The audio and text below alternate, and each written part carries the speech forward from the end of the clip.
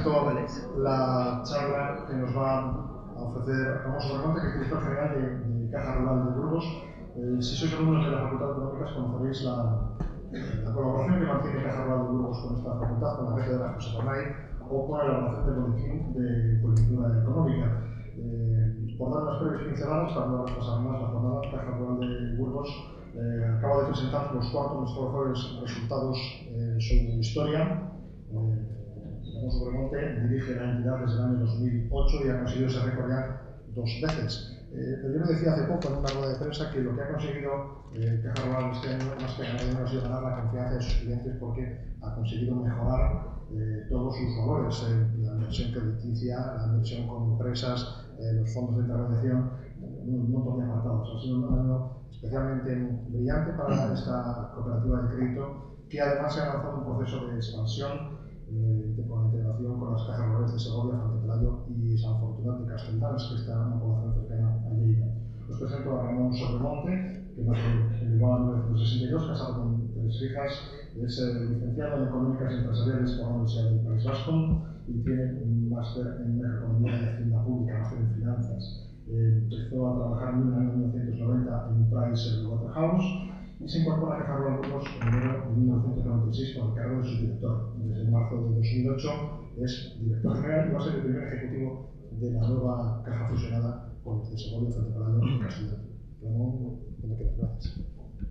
Bueno, buenos días a todos. En primer lugar, como es evidente, no me queda otra cosa que agradecer la invitación que tan amablemente tanto la universidad como los organizadores de este evento, el Correo de Burgos, aquí también representado. Ya hemos hablado de su salud, pero también de su profesionalidad, debo hablar, por Ricardo y también por Joaquín. Ambos son un ejemplo de lo que debe ser el ser emprendedores en un entorno en el cual el negocio principal que ellos llevan adelante, que es el periódico El Correo, como todos conocéis, es un periódico que no es el dominante, no es el que tiene la mayor cuota de mercado. En ese sentido nos sentimos muy vinculados históricamente, porque, como evidentemente todos conocéis, Caja Rural de Burgos tampoco es la entidad dominante en el mercado local de Burgos, y tenemos de alguna forma cuitas y responsabilidades y preocupaciones comunes, aunque nos dediquemos a actividades tan diferentes.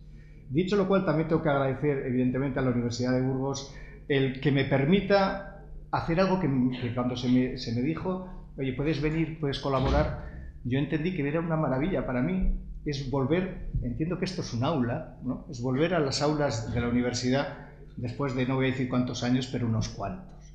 Yo desde quinto de carrera, porque en aquella época Económicas tenía 5 años, no he vuelto a un aula. Y esto me hace mucha ilusión, y ver vuestra juventud y vuestras ganas de trabajar y de salir al mercado laboral y de comeros el mundo, pues para mí es algo que me da energía y, insisto, mucha ilusión. Dicho lo cual, y como José Luis ha intervenido con una intervención muy profunda y muy larga, me ha dejado un poco de menos tiempo, así que hoy no me queda más remedio que, para intentar adecuarme al horario, intentar correr un poco. Lo siento y ya me disculpo de antemano, que seguro que me voy a pasar, seguro. Entonces, como ya lo sé, ya pido perdón por anticipado. También os deciros que soy un total defensor de la universidad pública, del modelo de universidad pública, puesto que yo me he formado en una universidad pública. Por tanto, no puedo otra cosa que apoyar todo lo que ha dicho José Luis, porque creo que es real. La Universidad Pública Española es una gran universidad. Bien, para empezar ya y meterme en harina, cuando me invitaron dije, ¿qué puedo decir yo? Voy a ir al templo de la sabiduría, como se ha dicho, ¿no? De la Sofía, donde están todos los mejores profesores que yo conozco muchos personalmente y profesionalmente, y son grandísimos técnicos y grandísimos profesores. ¿Qué puedo aportar yo? Entonces yo lo que os voy a hablar es un poco de la situación económica tal como entiendo que estamos viviendo, aunque ya estéis un poco aburridos, incluso algunos profesores os habrán hecho exámenes sobre cómo hay que entender, cómo hay que comprender la realidad económica en la que estamos viviendo, pero lo quiero hacer por una sencilla razón, porque yo no os puedo engañar. Yo no os puedo engañar. Me gusta el optimismo, pero yo quiero deciros las realidades, por lo menos desde el prisma en que se ve desde una entidad financiera y desde alguien que ocupa con mayor o mejor bondad un puesto de responsabilidad en una empresa, que da igual que sea financiera que no. Yo quiero deciros la verdad tal como la entiendo, Y lo que quiero es que sea esto, lanzaros ideas que os permitan reflexionar. Yo no quiero daros ninguna clase maestra, no soy quien para dar ningún tipo de clase maestra. Pero sí creo que la universidad, además de ser un centro de formación, es un centro de reflexión, que ya se ha dicho. Y que vosotros, quiero lanzaros ideas que os permitan reflexionar, tanto sobre su futuro, sobre incluso la formación que estéis recibiendo en la propia universidad. Y me encantaría que después de esta charla alguno le dijera a uno de sus profesores: oye, tienes que profundizar en alguno de los temas que hemos hablado, porque ni vienen en el libro, ni después de 4 años de carrera, o de 3, o de grado, yo es que era de la época de las licenciaturas, me vais a perdonar que yo me pierda un poco en cómo está montado ahora la universidad, pero que sí que les dijerais: oye, es que no me vale solo lo que me estás diciendo, quiero que me profundicéis en algo. Si hay uno solo de vosotros que convence a uno de sus profesores para que traten algún tema específico de lo que hemos hablado, para mí habrá sido ya un objetivo conseguido. Galbraith, para mí uno de los mejores economistas que ha existido en la historia de la economía moderna. Yo creo que todos lo habréis estudiado y lo habréis conocido, y a los que no lo hayáis hecho yo os aliento a que leáis sus libros, no sobre modelos económicos, que a mí eso también tengo que reconocer que no me gustan nada, los modelos económicos llenos de matemáticas. Creo que esto es una ciencia social, la economía, y las matemáticas no deben ser más que una herramienta, y a veces se tiende a ponerla en un pedestal y nos liamos a estudiar modelos econométricos, matemáticos, y luego la realidad es que somos personas y somos los que tomamos las decisiones y no nos mueven las matemáticas. Bueno, John Kenneth Galbraith, me vais a permitir que diga su frase para que entendáis lo que quiero decir ahora. Decía que solo hay 2 tipos de economistas, y vosotros veréis en cuál os clasificáis. Yo tengo muy claro en cuál me clasifico. Los que sabemos muy poco, y los que ni siquiera saben eso. Por tanto, lo que os voy a dar, insisto, son flashes de lo que es la realidad. Le he titulado La Gran Recesión. Todos sabéis que la crisis económica que llevamos prácticamente 5 años, por comparación con la Gran Depresión de los años 20, se le denomina la Gran Recesión, pero también la Gran Decisión, porque no nos podemos quedar quietos, ni nosotros ni vosotros, porque es vuestra vida y vais a tener que tomar decisiones. Todos sabéis que estamos en una crisis mundial durísima, tiene su punto más bajo en el año 2009, parece que remontábamos, pero esto es la evolución del Producto Interior Bruto Mundial, pero sin embargo, como todo número, engloba y esconde muchas realidades diferentes. ¿Quién está realmente en recesión? En recesión realmente están las economías desarrolladas. Si veis, las economías desarrolladas son las que tienen el peor pico en el año 2009 y son los que llevan la media a una situación del Producto Interior Bruto Mundial de forma dramática por debajo del 0% en términos negativos. Sin embargo, las economías emergentes, de acuerdo a los datos del Fondo Monetario Internacional, en el año 2009 tuvieron un pequeño bache, pero ese pequeño bache se llama crecer por encima del 2%. A mí que me den de esas crisis todas las que queráis. Que la peor situación es que crezco solo a un escaso 2%. ¿Eso qué nos dice? Nos dice que de verdad lo que está cambiando es la estructura económica del mundo. Lo queramos ver o no lo queramos ver, y yo os digo que mi sensación es que no lo queremos ver. Pero me molesto en sacar algún dato sobre la evolución de las exportaciones también del Fondo Monetario Internacional por países. Si veis, en la década de los años 80, las economías avanzadas crecían sus exportaciones el 6% y los países emergentes solo un 3%. Es decir, además de ser economías dominantes las de los países avanzados, las exportaciones que realizaban al resto del mundo crecían a tasas mucho más altas que las de los países emergentes. En los años 90, ¿qué pasa? La situación se invierte.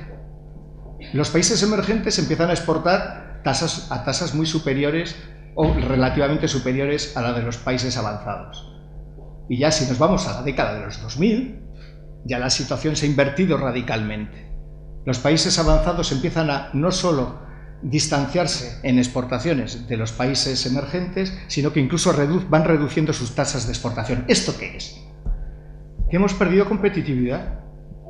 En un mundo cada día más global, no vendes lo que quieres, vendes lo que puedes, vendes lo que te dejan el resto de competidores. Y eso es así. Y esa pérdida de competitividad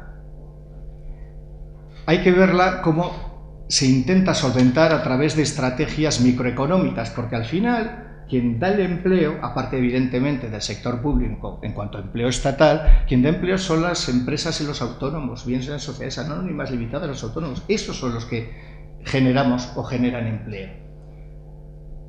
¿Qué alternativas hay para luchar con este cambio de la estructura mundial? Os doy un dato: el mundo giraba en torno al eje del Océano Atlántico, Europa, Estados Unidos. Eso se ha desplazado. Ahora gira en torno al Pacífico, Estados Unidos, Asia. E insisto, esta realidad no nos gusta verla, porque parodiando a los ingleses podríamos decir que todavía creen en la Commonwealth y que tienen un imperio. En Europa, en la vieja Europa, nos seguimos considerando los mejores del mundo. Y creo que debemos bañarnos con un poquito de humildad.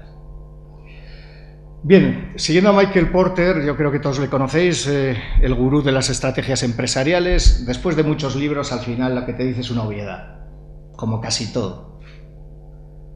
Una empresa solo puede ser competitiva o bien liderando en costes, haciendo las cosas más baratas que los demás, o bien teniendo estrategias de diferenciación, bien por diseño, tecnología, incorporación de imagen, aquello que haga que el consumidor quiera pagar un poco más por ese mismo producto o servicio. Pero es que en la vieja Europa tenemos terribles problemas para cualquiera de esas estrategias.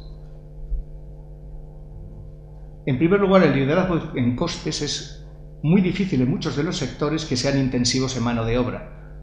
Cuando hay mucho componente del coste de mano de obra, todos conocéis que en los países emergentes las condiciones salariales y laborales de la mano de obra son infinitamente diferentes a las de los países desarrollados, con lo cual yo de verdad no creo que sea posible competir en costes desde el punto de vista de empresas intensivas en mano de obra.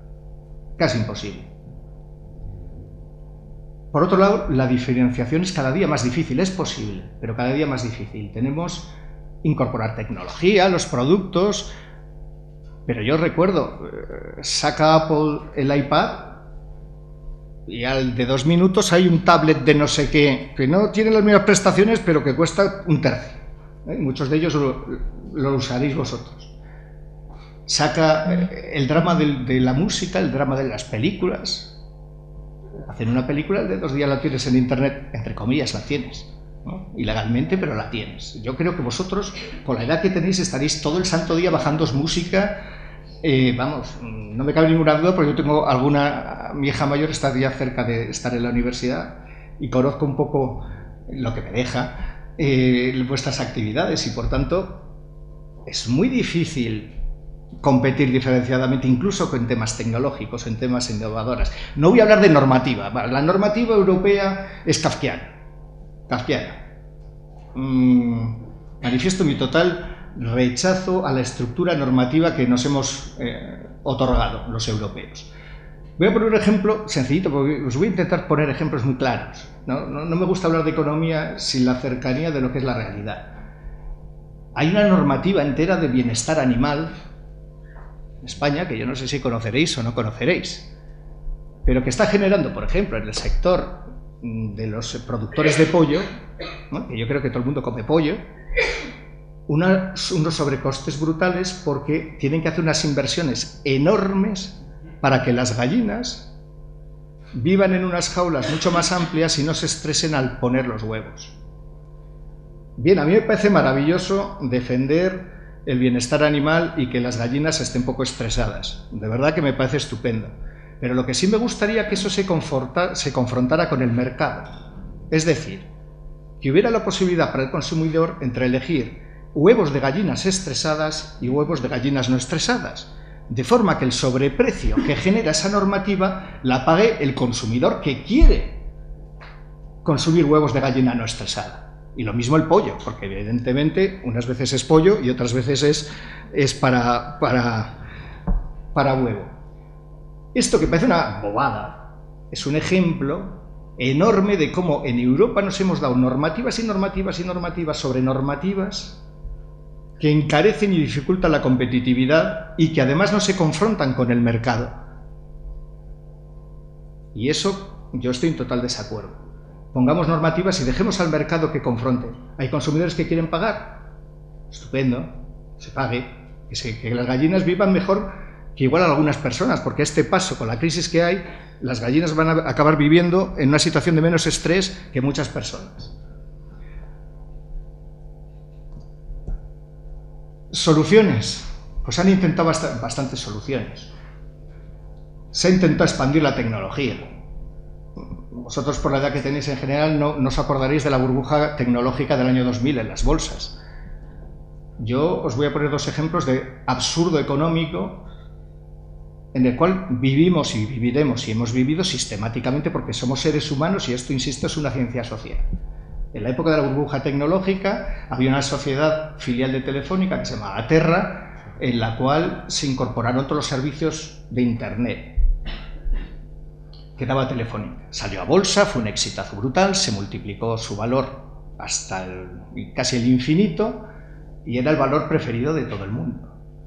Llegó un momento que la valoración de Terra en el mercado era mucho más grande que por ejemplo, la del Banco Santander. Yo me preguntaba desde mi ignorancia, vamos a ver, Terra es futuro, la tecnología es futuro, pero hoy es una empresa que tiene unas pérdidas enormes y es un futuro por desarrollar. Banco Santander es un banco solvente, probado y que tiene unos beneficios de narices. Si a mí me dijeran que prefieres ser dueño, ahora te regalo esta empresa en pérdidas pero con mucho futuro, o el Banco Santander entero con todos los beneficios que da, yo que soy conservador me hubiera quedado con el Banco Santander, pero el mercado decía que no. El mercado decía que era mucho mejor quedarse con esa empresa en pérdidas. Al final, todos sabéis la triste historia del desplome bursátil de Terra y el que tuvo que salir de cotizar con las pérdidas enormes que supuso para la gente que confió en Terra. Otro ejemplo, rapidísimo, Telepizza. Yo creo que todos devoráis, o casi todos devoraréis Telepizza. Telepizza en esa época, que era una empresa emergente y que lo estaba haciendo muy bien y además el producto es muy bueno y muy rico, ¿qué hizo? Como todo lo que sonara tecnología se vendía muy bien, anunció que había creado una aplicación para poder vender a través del canal de internet las pizzas y tuvo un boom bursátil impresionante, con unas subidas brutales. Y yo, desde también mi ignorancia, me preguntaba, pero si uno que lo puede pedir por teléfono, ¿por qué porque lo pueda pedir por ordenador va a multiplicar su consumo de pizzas? No entendía, y evidentemente de Japón no les iban a pedir una pizza, porque para cuando llegue, como vosotros entenderéis, pues eso ocurría y ocurre, porque yo personalmente también pienso que Facebook y todas estas empresas también, que estaréis todos en ellas y que son tan útiles, que son tan buenas y que son tan divertidas y que aportan mucho, tienen una valoración bursátil desmesurada para mí. Pero bueno, igual me vuelvo a equivocar o igual acierto, no lo sé. Yo no estoy intentando deciros cuál es la realidad, sino mi visión de la realidad. Otra cosa que intentan las empresas, trasladar los centros productivos. Bueno, pues si es que mi mano de obra aquí es muy cara, pues me la llevo a Marruecos o me la llevo a no sé dónde. Caso clarísimo, el de Levi Strauss. Levi Strauss, yo creo que todos conocéis, los vaqueros americanos, tenía 60 plantas de producción y no había nada más americano que un vaquero Levi Strauss. No eran competitivos, cerraron todas las plantas en Estados Unidos, ya no queda ni una sola planta en Estados Unidos y las pusieron en Asia. Bien, es una estrategia, es una alternativa, pero en España tenemos un problema para hacer eso. Y es que lo bueno de Levi Strauss es que sus headquarters, sus centros de decisión, están en Estados Unidos. Han trasladado algo de riqueza a Asia, pero los royalties, los dividendos vienen a Estados Unidos y las decisiones empresariales se toman en Estados Unidos. España tiene un problema de que no tenemos realmente un tejido empresarial potente que permita hacer ese tipo de cosas. ¿Qué quiero decir? En España, por ejemplo, el sector de automoción uno de los principales sectores exportadores españoles es la automoción. ¿Pero qué somos? Plantas. ¿Dónde están los centros de decisión de esas plantas? De la Renault, de Ford. En España no. En España no. Y esos centros, esas plantas vinieron en su momento porque éramos competitivos en costes. Algún día, no sé cuándo será, algún día muchas de ellas irán, seguro. Pero no se quedarán aquí ningún centro de decisión, ni vendrán los royalties ni los dividendos a España. Y ese es otro de nuestros problemas. Al final, ¿sobre qué costes se puede actuar para intentar ser competitivo? Y que sea políticamente correcto, claro. No generen problemas sociales, no genere problemas electorales, no genere conflicto de ningún tipo. Sobre los financieros. Vamos a intentar meter un plus de competitividad a nuestras empresas y a nuestras industrias y a nuestro tejido empresarial vía que los costes financieros en el mundo desarrollado sean muy bajos. No les ayudo por otras partes de estructura de costes, pero ayudo desde un punto de vista de gestión de país o de gestión monetaria a través de tipos bajos. Alan Greenspan, a algunos os sonará, el oráculo de Omaha le llamaban. Y le llamaban el oráculo de Omaha porque según hablara subían o bajaban las bolsas. Y porque había que interpretarlo. Y yo os voy a contar una anécdota muy breve. Él tenía que ir como presidente de la Reserva Federal Americana, tenía que ir siempre al Congreso americano a explicar la política monetaria. Y un día, en una de sus intervenciones, uno de los senadores americanos le dijo que le había entendido. Entonces, lo que había dicho y lo que había explicado de la política monetaria. Entonces, Alan Greenspan dijo, perdone ¿usted cree que me ha entendido? Sí, pues entonces he debido hablar fatal. Este señor, para mí, es uno de los principales culpables de la situación que tenemos actualmente en el mundo. Porque fue, para mí, el ideólogo de decir, el mundo lo tenemos que salvar a través de tipos de interés bajos. Y ahora que estamos en una facultad de economía, yo reto a los profesores de economía, a los que den política monetaria, que me expliquen por qué. ¿Por qué? Si en el mundo y en la economía, los que son liberales, evidentemente, los que no son liberales o son intervencionistas no piensan así, siempre os explican modelos en el que el mercado llega por sí mismo a un precio eficiente, salvo los fallos de mercado, etcétera, etcétera, que estudiaréis, oligopolios, monopolios y todas estas historias. En teoría, toda la teoría económica, desde Milton Friedman y todos los de Chicago y toda esta gente, que estaréis hartos de estudiar, dice que hay que dejar desde Adam Smith al mercado que ponga un precio. Y ese precio es el precio razonable. Sin embargo, hay un precio en todo el mundo que no lo define el mercado, que es el precio del dinero. Y yo todavía no he encontrado a ningún profesor ni ningún teórico liberal que me explique por qué les parece fenomenal que el precio del dinero esté sistemáticamente intervenido. Nadie se queja sobre eso. Bueno, ¿y qué es lo que ocurre con ese flujo enorme de dinero barato que empezó a generar la Reserva Federal Americana y luego el Banco Central Europeo, Banco de Inglaterra, todos los bancos centrales de los países desarrollados? Lo que dicen los manuales de economía. Cuando hay un precio, los precios no se dejan a mercado, hay una asignación ineficiente de los recursos. Eso yo creo que es de primero. Asignación ineficiente de los recursos. ¿Qué generó esa asignación ineficiente de los recursos financieros? Pues burbujas, un montón de burbujas. Estamos en el mundo de las burbujas. Burbujas especulativas que sobrevaloraron los activos notablemente. Desde la propia bolsa hasta el sector inmobiliario, y no estoy hablando de España, estoy hablando en el mundo, y especialmente en Estados Unidos, y sobre todo también a los negocios. Ha habido una burbuja de negocios. Es que todo negocio era bueno. Todo negocio era bueno. ¿Por qué? Porque si te inyectan liquidez y cada vez que tienes un problema, no tienes ningún problema de que te inyecten más liquidez, pues tira, no hay ningún problema. Se creaban y se hacían negocios sin dinero propio, sin recursos propios. El emprendedor, el empresario, en muchas ocasiones no ha puesto dinero.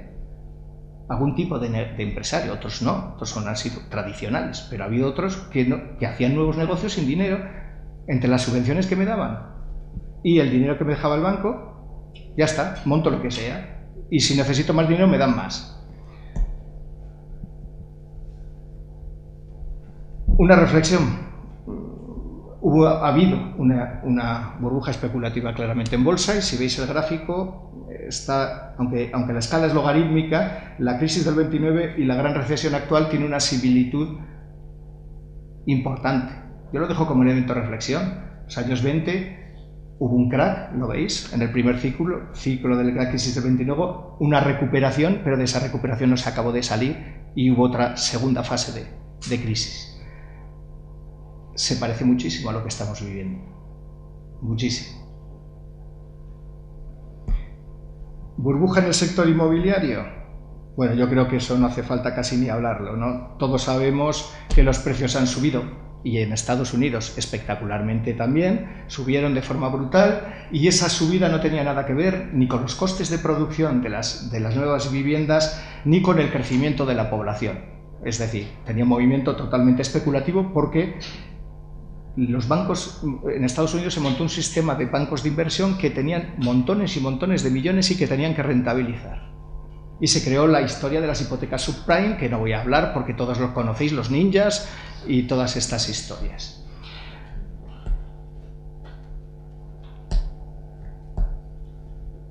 ¿Esto quién lo permitió? Las agencias de rating, porque decían, se creó un sistema por el cual ese riesgo que se cogía en las hipotecas americanas se distribuía a través fundamentalmente de un producto financiero que se denomina titulizaciones, a través de todo el mundo.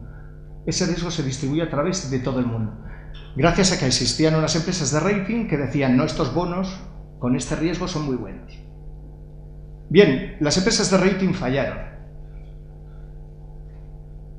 Pero seamos honestos, es el mejor de los sistemas que tenemos. Es como dijo Winston Churchill con la democracia. La democracia es el sistema político menos malo. Las agencias de rating, ahora hay un movimiento que si las agencias de rating, claro, las agencias de rating, como veis ahí, son de capital privado, fundamentalmente fondos de inversión, grandes fondos de inversión americanos. Si los fondos de inversión americanos son los que evalúan el nivel de riesgo de los bonos soberanos o de los bonos de otras entidades, ahí hay una posible conflicto de intereses, evidentemente. Pero ¿por qué se crean las agencias de rating? Las agencias de rating en su día se crean porque los propios fondos de inversión deciden que en lugar de tener gente cada uno analizando si un bono es bueno o es malo, deciden vamos a ahorrarnos dinero y entre todos montamos unas empresas que nos analicen y nos indiquen si el bono es bueno o es malo. Hay una corriente europeísta, me vais a permitir, rancia, que dice que lo que hay que hacer es crear, ante los problemas que tienen las calificaciones del rating de la deuda pública de los países soberanos europeos, una agencia de rating europea, de capital público. ¿Quién de vosotros se fiaría de una empresa de rating, por ejemplo, pagada por el Estado francés, que dice que sus análisis, el Estado francés es el mejor Estado para invertir? ¿No? Y si alguno de vosotros escapa de decir, y si el Estado español crea otra, o si en Europa crean otra, entre todos los estados para decir, no, es que los buenos españoles son mejor, y los europeos son buenísimos. Eso es una concepción intervencionista. Yo creo que, aunque se creara, iba a ser más gasto público, porque nadie le iba a hacer ni caso. Ninguno de los grandes inversores mundiales, americanos, ingleses y demás, iban a hacer ni caso a esa agencia de rating. ¿Por qué? Pues no tiene credibilidad. Tú no te puedes evaluar a ti mismo.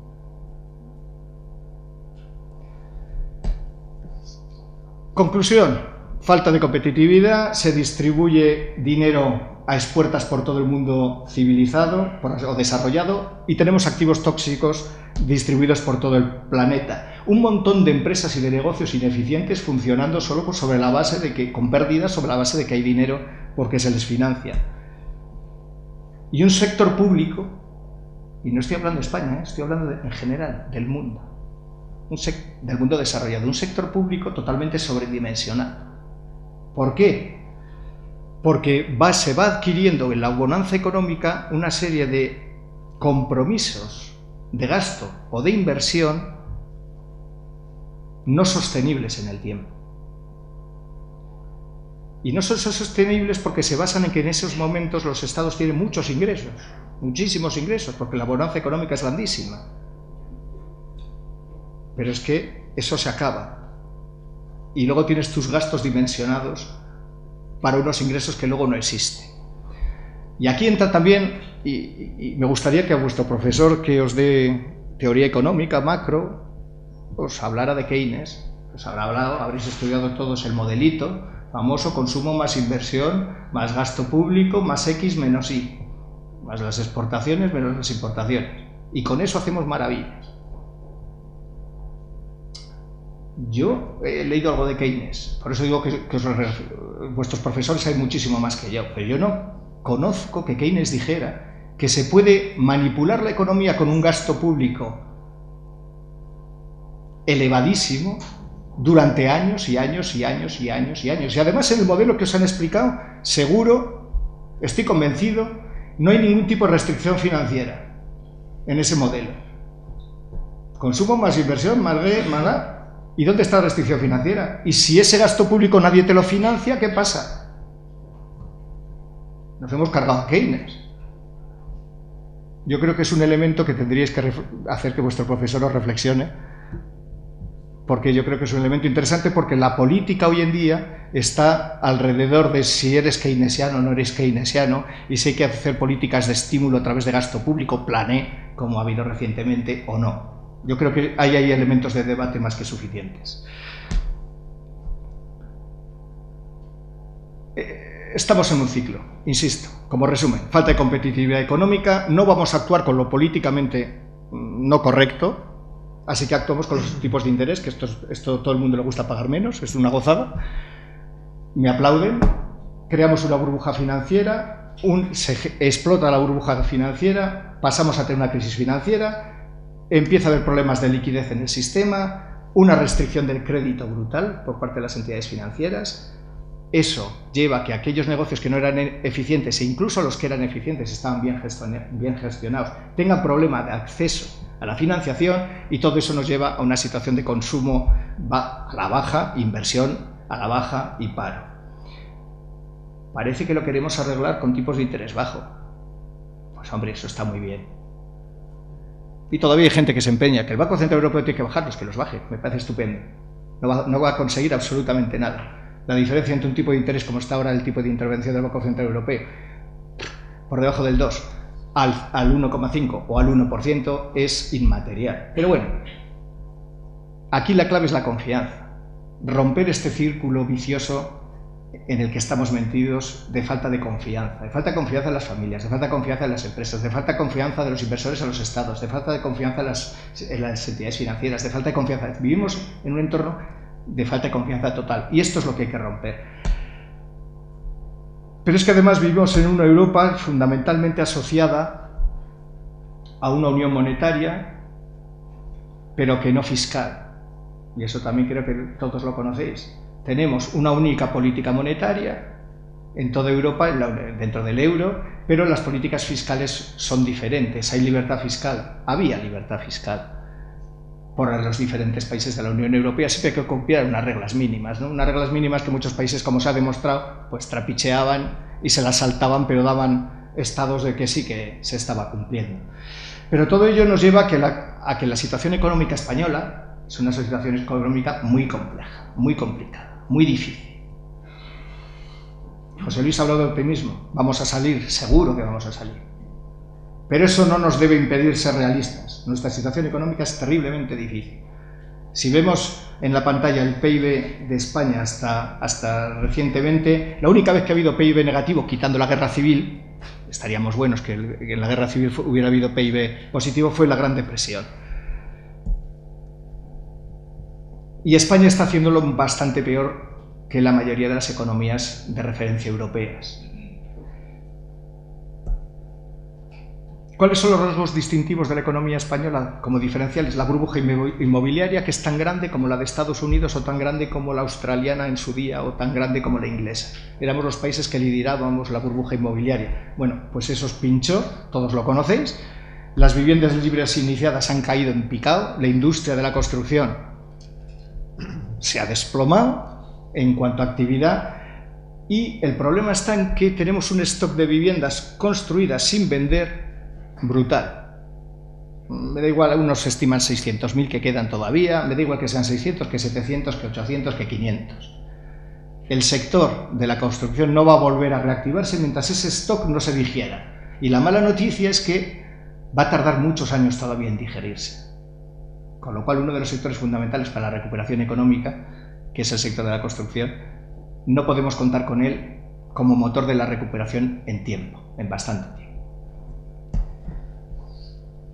Pero nadie nos estaba diciendo nada. Estábamos súper avisados, avisadísimos. Otra cosa es que no hemos querido verlo. El balance por cuenta corriente, el saldo de las exportaciones y las importaciones españolas, que es el principal indicador de la productividad y de la competitividad nacional, no hacía más que deteriorarse.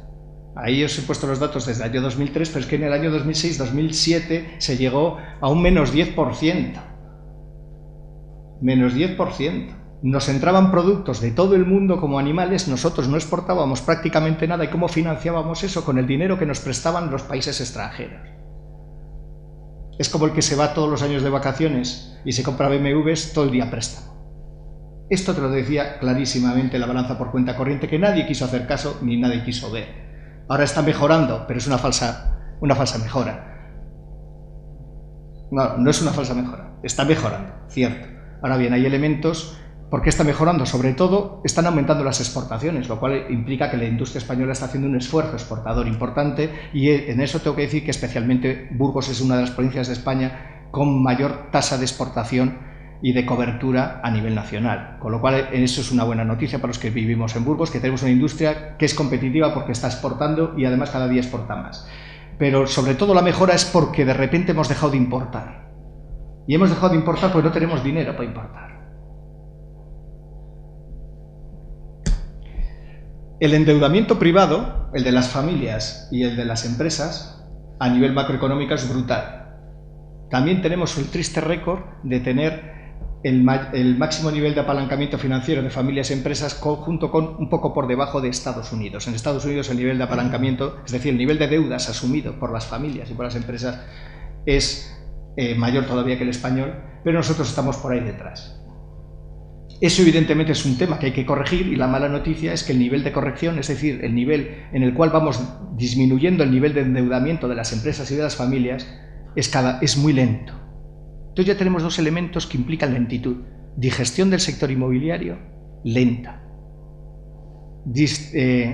Disminución del endeudamiento privado, lento y necesario. El sector financiero, os voy a contar cómo está la mayoría del sector financiero. El sector financiero fue, como no podía ser de otra forma, el mecanismo que técnicamente permitió toda esta historia. Mecanismo necesario.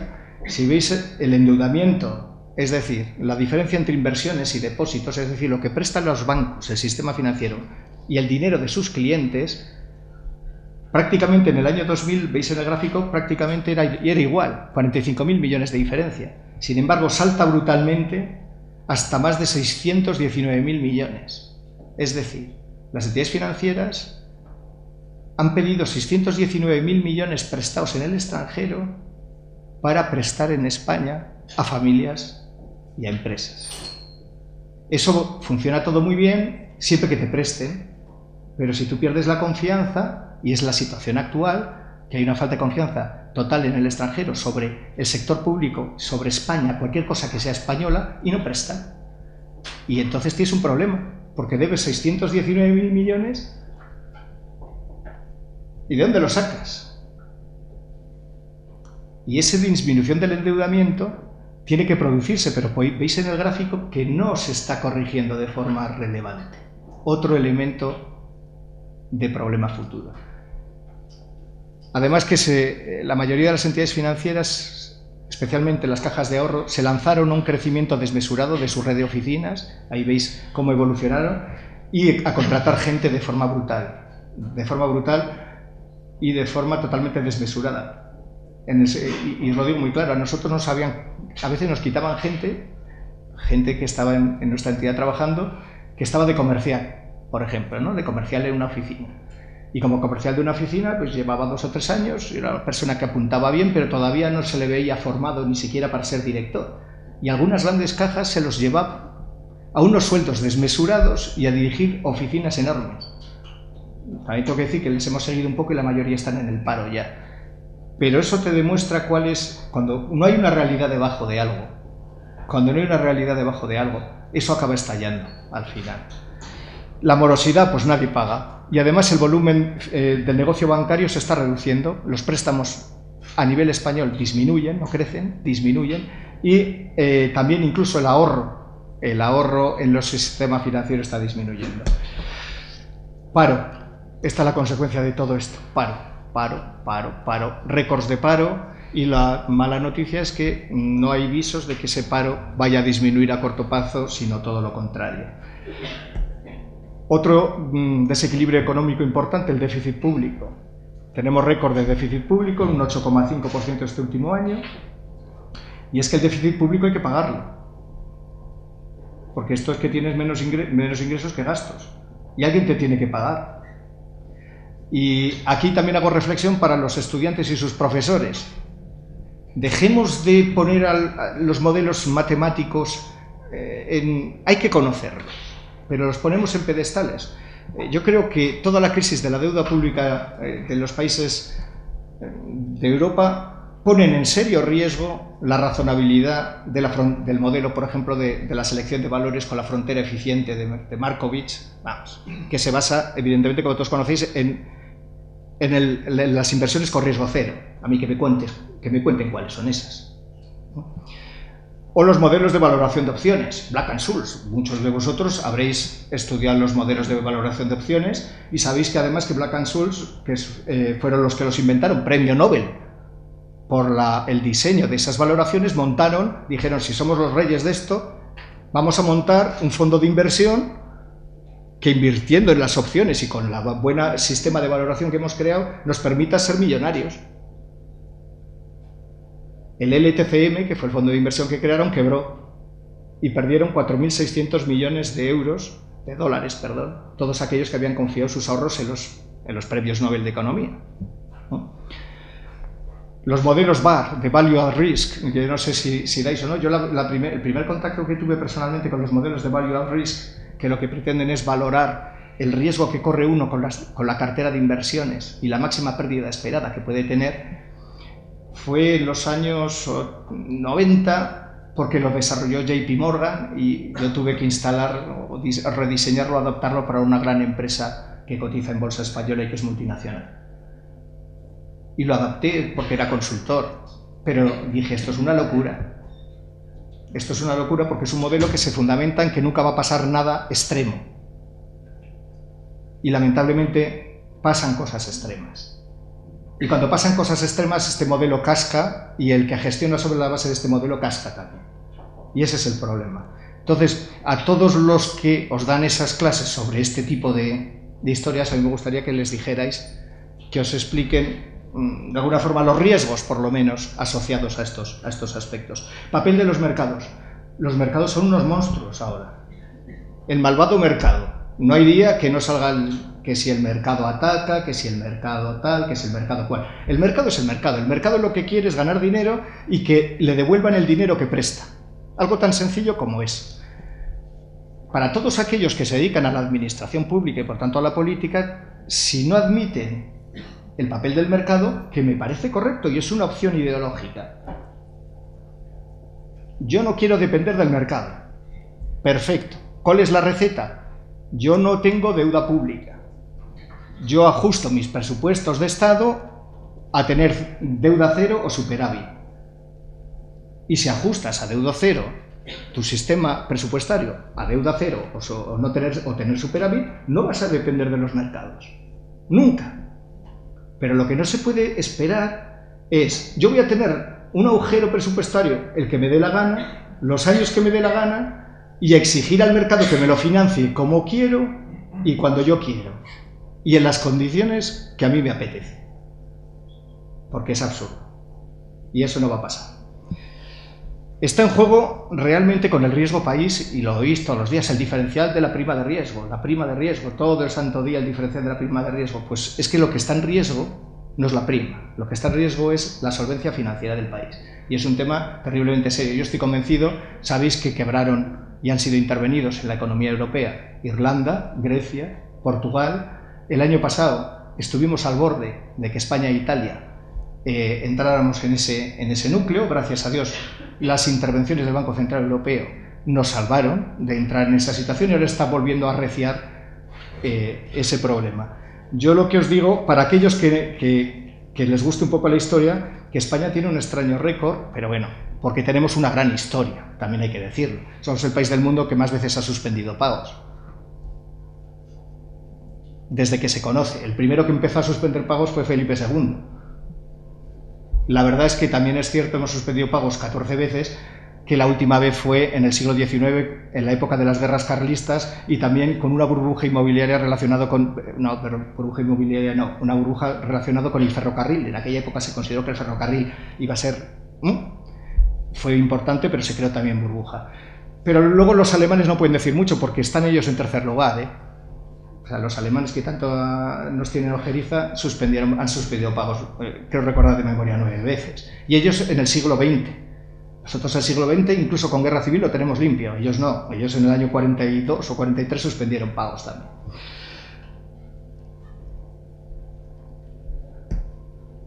Por tanto, en España, ¿qué podemos hacer? Bueno, pues está claro.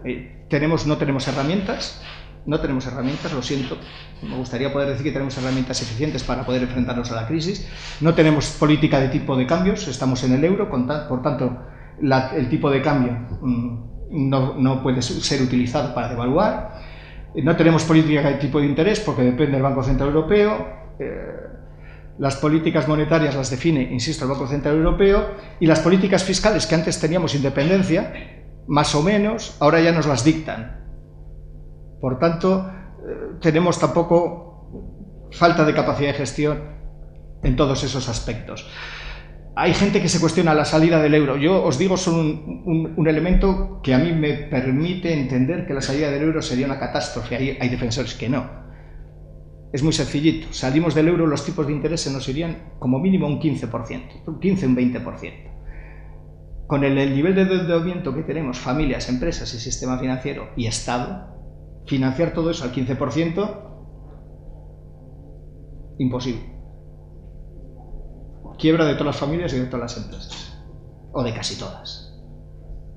Ya solo con ese elemento yo ya no me meto más. Preguntar a vuestro profesor qué opina, soy el que os dé temas asociados al euro, qué opina él, que igual tiene otra reflexión radicalmente distinta, que sé que los hay, que sé que los hay.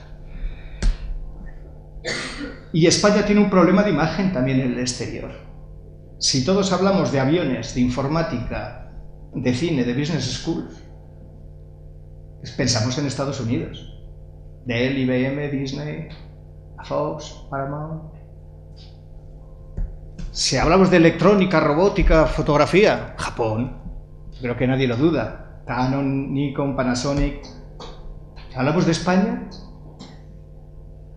Pues así pensando un poco, algo más que sol y playa y toros, quitándonos de ese cliché. Bueno, pues oye, somos buenos en industria agroalimentaria, tenemos productos agroalimentarios importantes, tenemos grandes empresas de moda, de confección, tenemos Inditex, tenemos el Corte Inglés. ¿Pero eso es Italia o es España? ¿Quién lidera la imagen en diseño textil? Claramente Italia. Y según los expertos, uno de los éxitos de Zara, porque es un éxito brutal en el mundo entero, es porque en el resto del mundo creen que es italiana. Sí, sí. Creen que el diseño de Zara es italiano. Y Zara, evidentemente, con muy buena lógica, no se esfuerza en decirles que no, que es un gallego el que empezó esto. Entonces le preguntan, y a los gallegos ya sabéis, nunca saben si sube no si baja. Ese es uno de nuestros dramas también, que no tenemos una imagen de nada definida y que hay que construir porque tenemos cosas muy importantes y muy buenas. También para vuestros profesores, el crecimiento a largo plazo, ¿cómo podemos mejorar nuestro crecimiento a largo plazo? Todos sabemos que es una función, según los libros que yo estudié, ahora igual ya no es así, pero según los libros que yo estudié, la economía de un país depende, su crecimiento a largo plazo depende fundamentalmente, dado un nivel tecnológico determinado, del stock de capital acumulado y del stock de mano de obra de población de ese país. De una forma muy simplista, para poder representar en dos ejes, bueno, siempre se utilizan básicamente dos variables. La destrucción de capital que ha habido en nuestro país es brutal, con lo cual el crecimiento a largo plazo, recuperar sendas de crecimiento a largo plazo según nuestros propios modelos históricos, económicos, va a ser dificilísimo. Y la población, que es otra de las variables fundamentales, está disminuyendo también en España, fundamentalmente por el saldo inmigrante, que en este caso está inmigrando. Luego tenemos también un deterioro de las posibilidades de crecimiento a largo plazo. La tecnología la tenemos determinada, salvo que inventemos algo muy determinado, solo nos queda, y no es baladí, y es muy importante el hacer eficientemente la actividad económica que estamos realizando. Nos queda toda la parte de gestionar eficientemente cómo gestionamos y cómo hacemos todo en economía. Y eso es un elemento fundamental. Por tanto, para conseguir esa eficiencia no queda más remedio, creo yo, y en mi opinión, y esto es para vuestro profesor de política económica, que hacer una profunda reforma de la economía. Tenemos que cambiar el modo de actuar. Nos estamos replanteando el modelo laboral. Yo me pregunto la suficiencia de el modelo laboral antiguo ha fracasado. No es normal que en Europa, cuando hay una crisis enorme, la tasa de paro sea el 8 y sea un drama que sea el 8, y aquí cuando hay una tasa de paro dramática sea del 24. Algo estamos haciendo mal en el mercado laboral, se está intentando arreglar. Yo no quiero opinar sobre si la reforma es la correcta o no, eso es para vuestro profesor que os dé ese tipo de temas, pero sí que creo que es conveniente hacer una reflexión sobre la reforma y si va por la senda correcta o no. En cuanto al sistema bancario, evidentemente hay que reformarlo. Tampoco voy a opinar especialmente sobre el camino que está siguiendo la reforma financiera en España, del sistema bancario. Yo solo voy a dar un dato, la preocupación americana sobre cómo se está reestructurando el sistema financiero en España, porque ellos son muy simplistas. Ellos tienen, desde la caída de Lehman Brothers, que conocéis es el principal banco de inversión que inició un poco la crisis, ¿no? Fue la espoleta de la crisis. Desde la caída de Lehman Brothers hay una obsesión en los gestores americanos. No queremos bancos sistémicos, no queremos un gran banco cuyo peso en la economía sea de tal magnitud que si cae, arrastre la economía americana. Y están intentando hacer todo lo posible para que eso no pase. En España estamos haciendo todo lo contrario. Vamos a ver si al final nos quedamos con un único banco solo. Parece que es una cierta obsesión, que sea muy grande. Bien, los americanos el otro día en un artículo en The Economist daban un dato que para ellos es espeluznante. Yo lo dejo para la reflexión de las clases. Y es, según The Economist, los tres principales bancos americanos suponen sus activos totales un 40% de su PIB. No llegan ni a la mitad. En España, los tres principales bancos son 2 veces el PIB. De forma que los americanos concluían, a nada que haya uno que tenga problemas, el problema no es del banco, el problema es de España.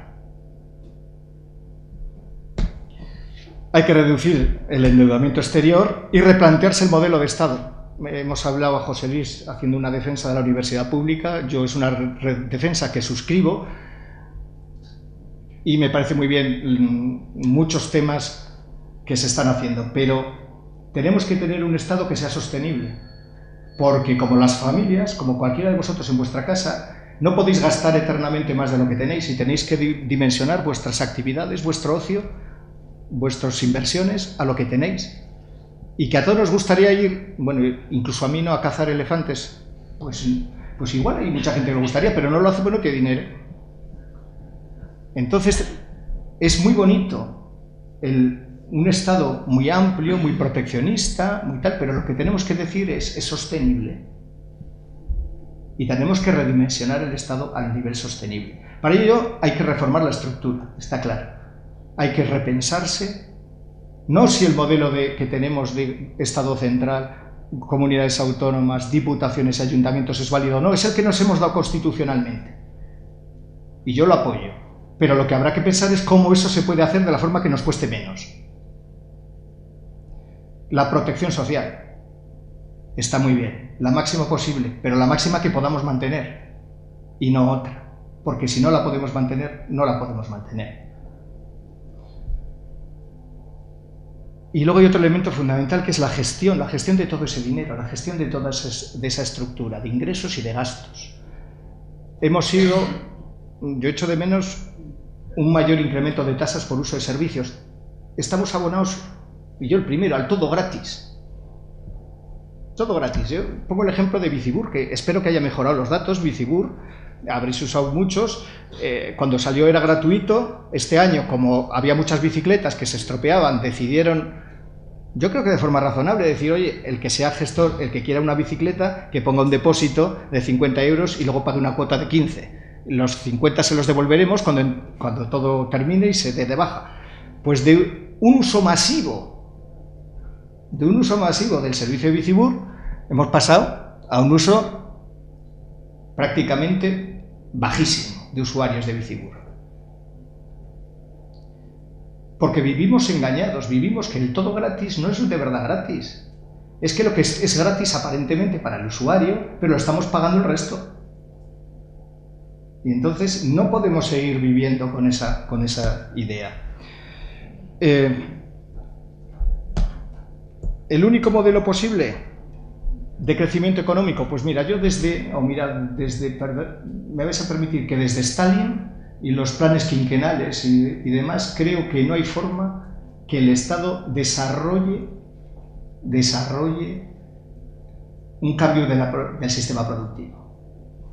O nos vamos a una economía tipo soviética, o creo que tenemos poco que hacer. Podremos facilitar a las empresas que existen los medios suficientes para que ellos puedan exportar, para que ellos puedan ser competitivos, pero direccionar, y ahora me voy a crear un sector de donde no lo había, eso no es posible. Y aquí quiero decir que la única clave para mí personalmente de salida a corto plazo es creer en el modelo industrial, no en el modelo de servicios. El modelo de servicios crece después de que crece el modelo industrial. Yo apuesto por el modelo alemán, que tiene una industria potentísima y un sector servicios desarrolladísimo, pero un sector servicios no de sector público solo, sino de servicios avanzados a las empresas, de servicios tecnológicos, porque crece donde hay riqueza empresarial. Si no hay riqueza empresarial, todo eso no crece. Ese modelo en España, lo más parecido que hay es Navarra, País Vasco o Cataluña, que también tiene sus problemas. Y curiosamente Burgos, dentro de lo que es la Comunidad Autónoma de Castilla y León, porque somos los que más porcentaje tenemos de peso industrial en nuestra economía, lo cual es una buena noticia. Lo que tienen que hacer las industrias que tengan producto para ello es exportar, porque realmente se van a convertir más competitivas cuando tengan un nivel de competidores globales. Eso es la clave. Tus competidores, cuanto mejor sean, más te hacen crecer y más te hacen esforzarte. Y esa es la única vía. Yo personalmente no veo más que ese desarrollo de la industria, el apoyo a la industria y el desarrollo de la industria vía exportación. Y bueno, por supuesto tenemos que replantear la cultura de nuestra sociedad, los valores, los modos de hacer de los agentes sociales. Pues también las familias, el todo gratis, las empresas, la subvención para inversiones, los sindicatos, las organizaciones empresariales. Yo no entiendo por qué hay que subvencionar macroestructuras sindicales o de organizaciones empresariales si sus propios afiliados no son capaces de pagársela.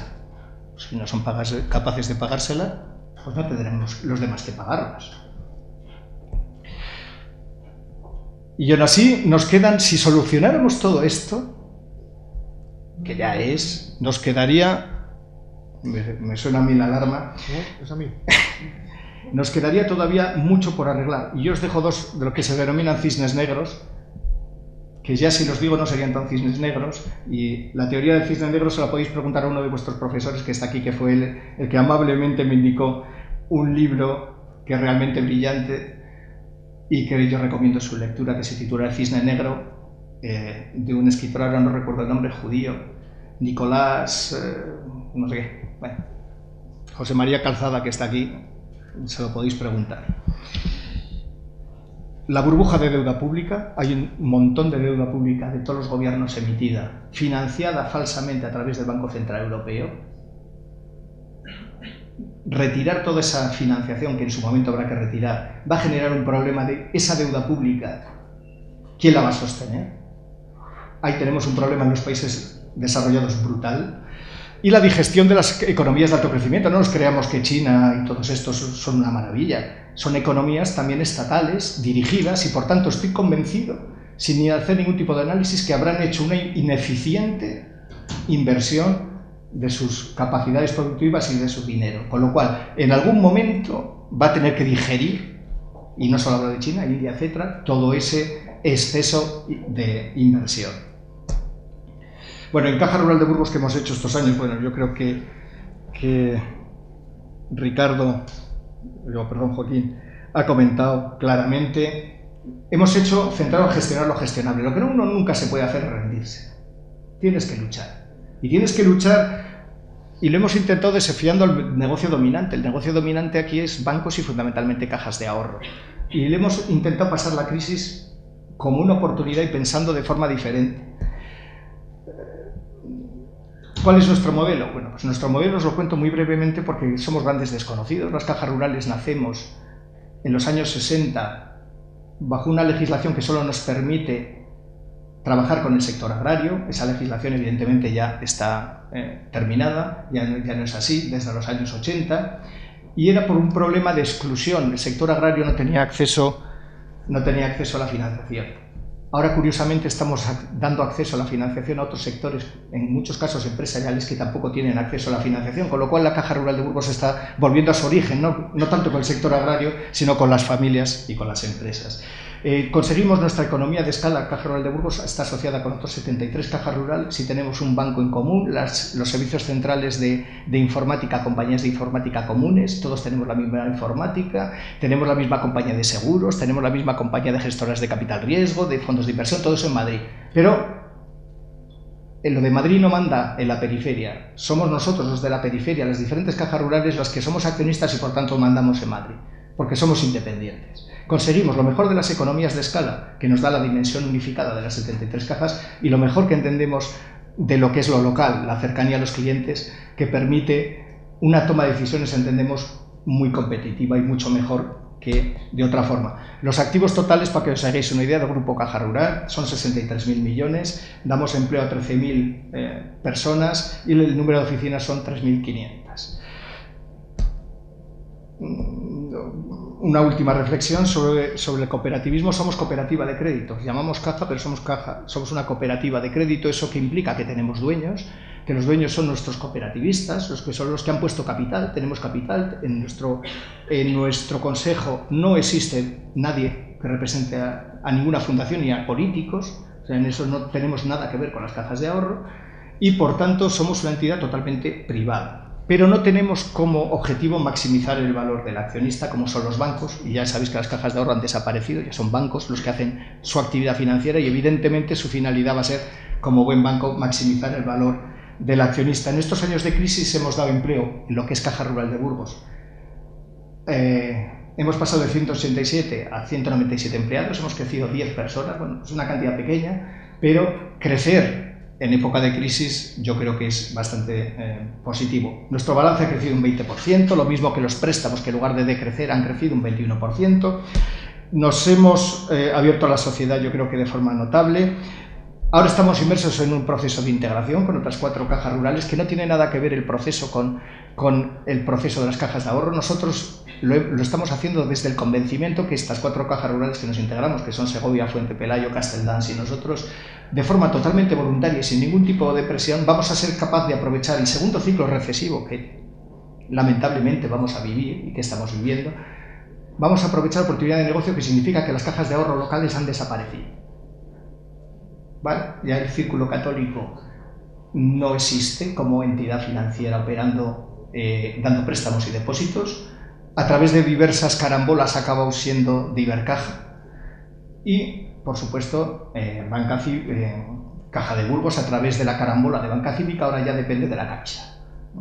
Por tanto, ya no hay ninguna entidad local que dé préstamos o que haga realidad actividad financiera, y por tanto creemos que tenemos una gran oportunidad y por eso nos fusionamos, porque entendemos que vamos a ser capaces de aprovecharla de forma más efectiva. Bueno, la colaboración con la Universidad de Burgos es amplia. Yo destacaría el Boletín de Coyuntura Económica, que no ha sido citado. El Boletín de Coyuntura Económica lo realizamos de forma conjunta 17 profesores vuestros de Economía junto con los técnicos de Caja Rural, sobre todo lo hacen ellos, y es el mejor estudio de referencia que existe en la provincia de Burgos sobre nuestra economía. Ya hemos hablado de las becas, hemos hablado que el 27% de los que han hecho prácticas en la Caja han encontrado trabajo inmediatamente en la Caja, pero también buscamos en la bolsa de empleo de la universidad como otra vía de reclutar gente, y yo lo que os diría es, ¿qué es lo que pedimos? Estamos pidiendo formación universitaria, más del 50% de la plantilla de la Caja tiene formación universitaria, pero además nos importan sobre todo las competencias. Y dentro de las competencias la actitud ante la vida, la actitud ante el trabajo, la actitud ante la responsabilidad. Eso es lo más importante todavía que los estudios, que lo son. Los estudios son solo una base, lo otro es lo fundamental. Y la gran decisión es que os vais a enfrentar, por todo lo que os he explicado, desde mi punto de vista, a un mundo, cuando terminéis la carrera, muy complicado, muy difícil, y que la mayoría de vosotros la crisis todavía, lamentablemente, no haya terminado de forma que se esté creando empleo. Va a haber muy poco empleo, y lo único que mi consejo que os puedo dar es lo que he hecho yo toda la vida, es luchar. Tenéis que ser los mejores. Los mejores, porque si hay 4 empleos vais a tener que competir muchos por esos 4 empleos. Por tanto, tenéis que ser el mejor, y yo no solo estoy hablando de la formación, que es importantísima, estoy hablando de la formación no solo técnica, sino de idiomas, fundamental. Hemos dicho que Burgos tiene mucha exportación y por tanto los idiomas son fundamentales, y sobre todo, insisto, vuestra actitud ante la vida, vuestra actitud, y que yo os digo que lo que tenéis que hacer es luchar y demostrar esa actitud en el trabajo y en los procesos de selección. Y ya, como me acosan y sé que me he pasado, termino, y si alguien quiere hacer preguntas o lo que sea... Tú te has ajustado al tiempo, pasó solo 5 minutos, lo que pasa es que hemos empezado tarde.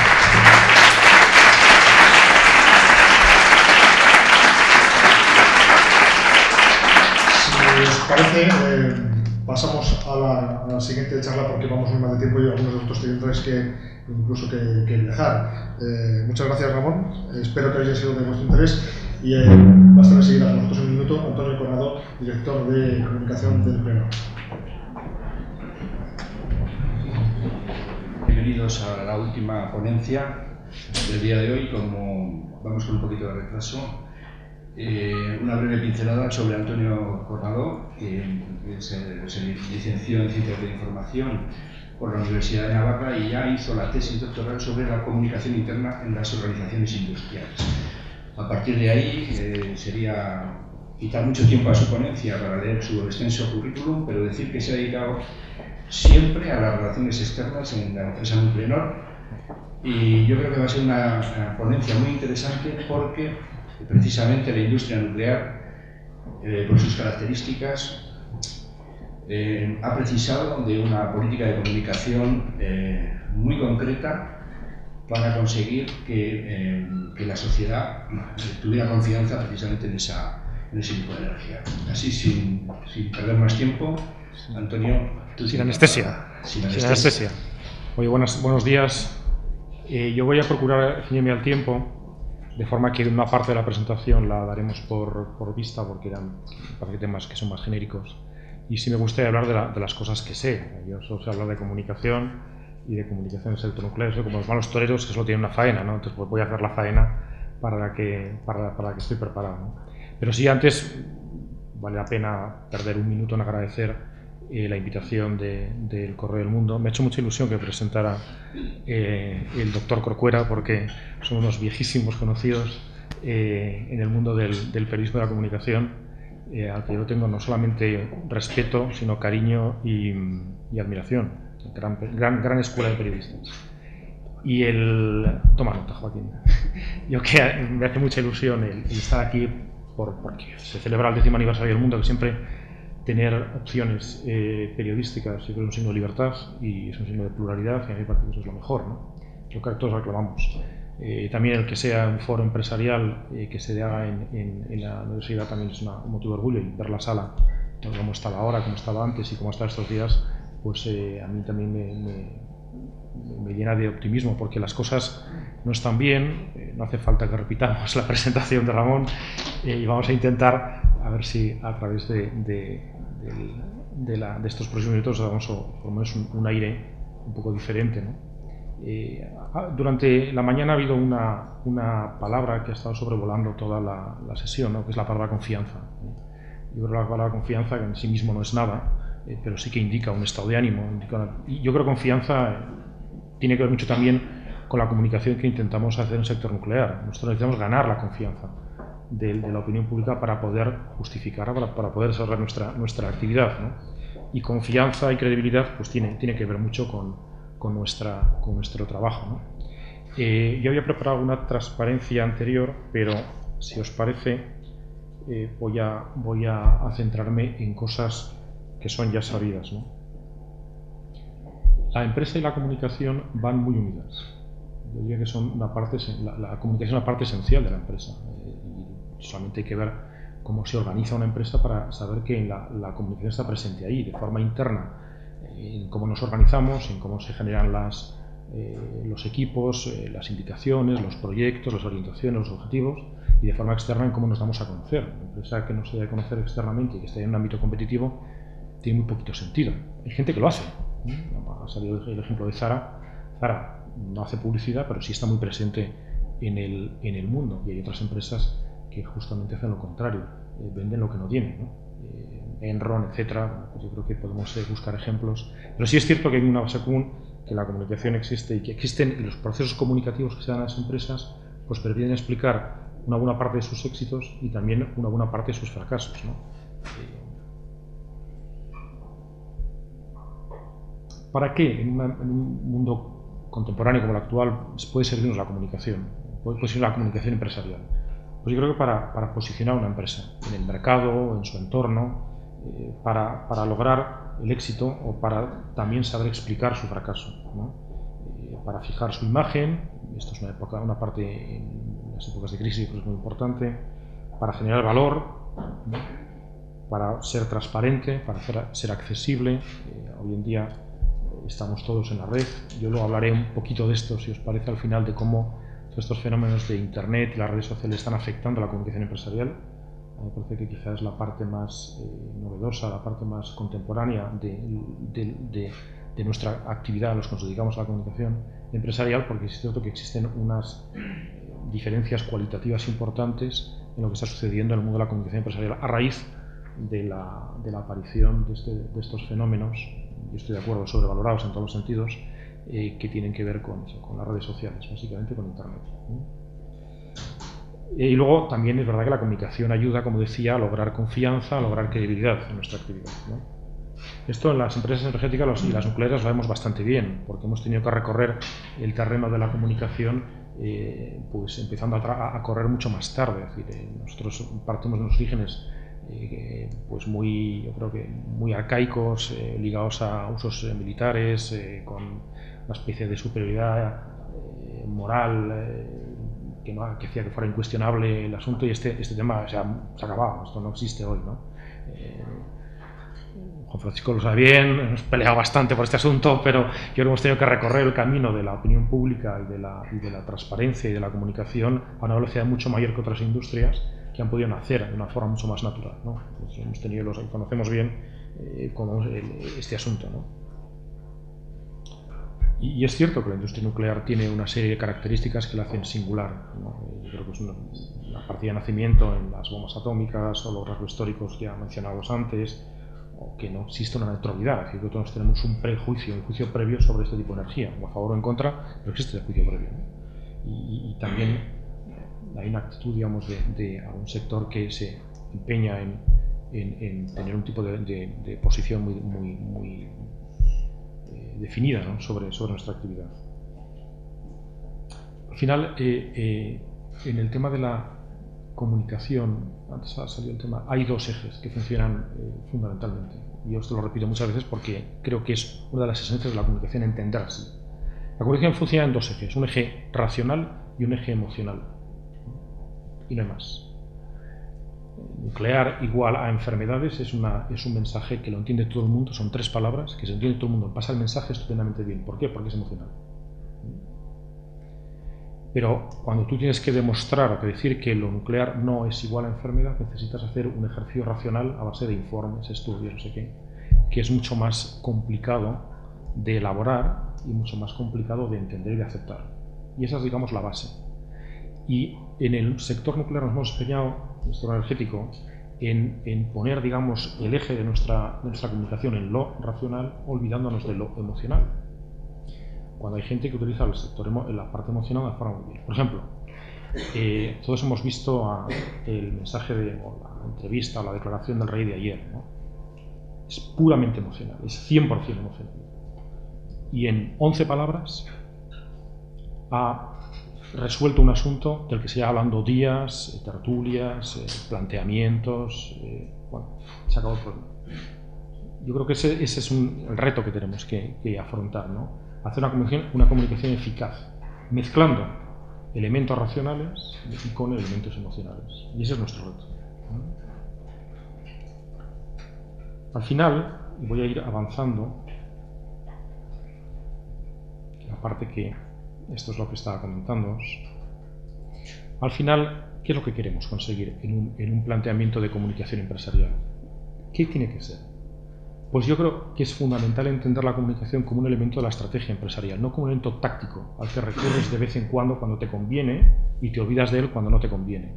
Tiene que ser parte de la esencia de la empresa. Esto está mejorando mucho. Cada vez hay más departamentos de comunicación llevados por profesionales, cada vez la comunicación tiene un papel, digamos, más importante en la toma de decisiones, la óptica de la comunicación tiene más importante en la toma de decisiones.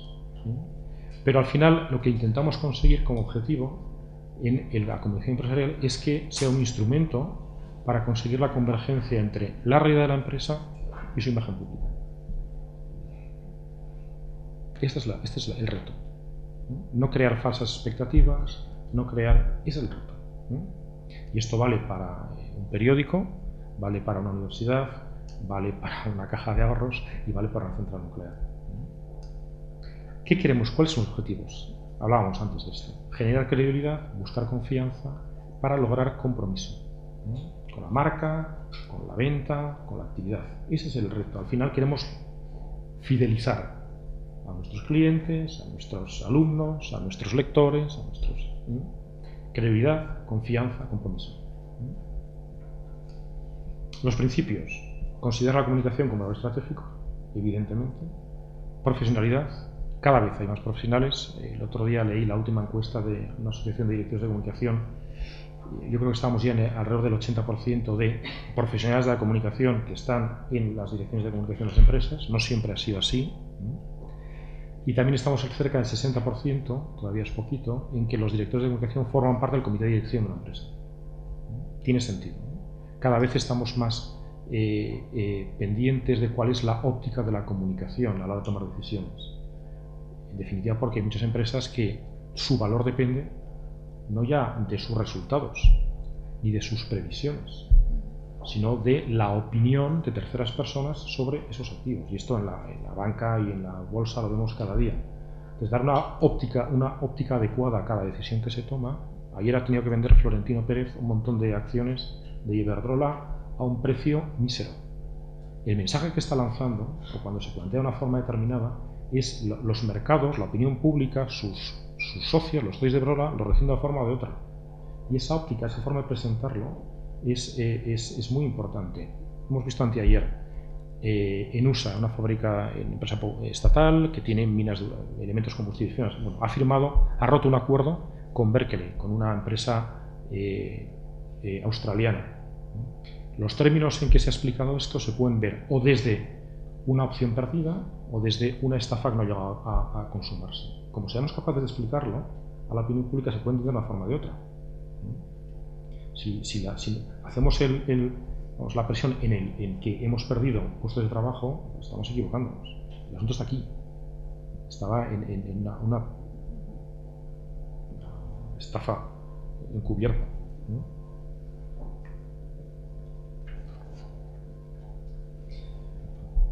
En la forma de avanzar, cómo organizamos la comunicación, básicamente, en Nuclenor, yo creo que en casi todas las empresas. Yo lo he intentado agrupar aquí de esta forma y voy a intentar explicaros cómo lo hacemos. Y comunicación interna, comunicación externa, no tiene más. Hay un debate interesante, yo no sé cuántos alumnos hay aquí de comunicación, pero esto es un debate muy recurrente de dónde está la comunicación interna, en recursos humanos o en comunicación.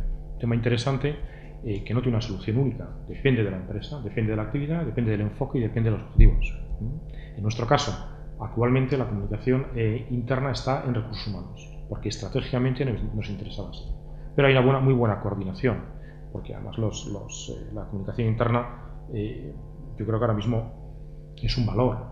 Durante muchos años ha estado denostada, yo creo que parecía que era una especie como de manipulación, etcétera, pero hoy en día, además, vemos que tiene un desarrollo muy importante porque forma parte de toda esta área de recursos humanos, donde hay muchas cosas que aprender, muchas cosas que hacer, y luego además la tecnología ha venido en ayuda de esto.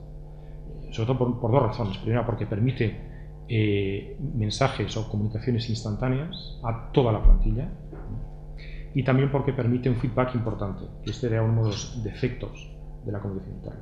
Permite un camino de instantáneo. Antes había buzón de sugerencias, una bobada como un piano, ahora te permite que desde el propio ordenador tú puedas responder a encuestas, para hacer todo tipo de cosas. Entonces te permite, la tecnología viene en ayuda de intranet, el portal del empleado, etcétera, etcétera, etcétera.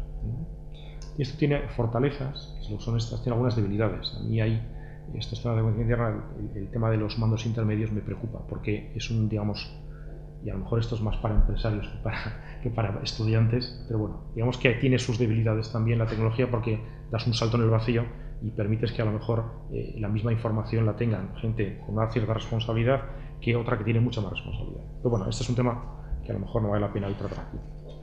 La comunicación externa, yo he hecho esta división que me parece que es la más organizada, gabinetes de prensa, relaciones con los medios, internet y redes sociales. Hablaremos un poquito después, pero sí por acercarnos un poco al horario, lo que digo es que seguramente en las direcciones de comunicación este es el área donde más se ha evolucionado, donde más cambios ha habido, donde más hemos tenido que ponernos al día todos. Y tiene que ver mucho con la tecnología. Tiene que ver mucho con la tecnología. Y tiene que ver mucho también con lo que hablamos antes, el papel de la comunicación dentro de la empresa. Hay más profesionalización, hay más estatus dentro de la organización, lo hemos comentado ya, hay más medios, hay más herramientas que están a nuestra disposición en cualquier empresa. Pero también es verdad que con la crisis económica, los departamentos de comunicación, luego hablaremos de publicidad y lo podemos ver también, son los que más sufren, porque parece que es un sitio, digamos, donde primero se puede recortar. Yo no tengo muy clara esta teoría, pero sí es cierto que pasa. Página Salmón, yo creo que es. Hay más acceso a la información de la empresa, hay más fuentes que se pueden contrastar, hay mucha más rapidez a la hora de obtener información y obtener contexto de información. Hay nuevas tecnologías que permiten también pues, un uso masivo y un uso más cercano. Pero también el tema de la crisis para la profesión pues, ha hecho que sea mucho más precario todo, ¿no? Hay menos periodistas, hay menos medios, hay menos publicidad, hay más duplicidades, etc. Los cambios tecnológicos nos afectan a todos, tanto a los que estamos en este lado de la mesa, que estamos en las empresas, como a los que están al otro lado de la mesa, que son los medios de comunicación. A todos nos afectan porque a todos nos facilitan las cosas y al final también nos las complican, en el sentido de que son monedas que tienen dos caras, ¿no?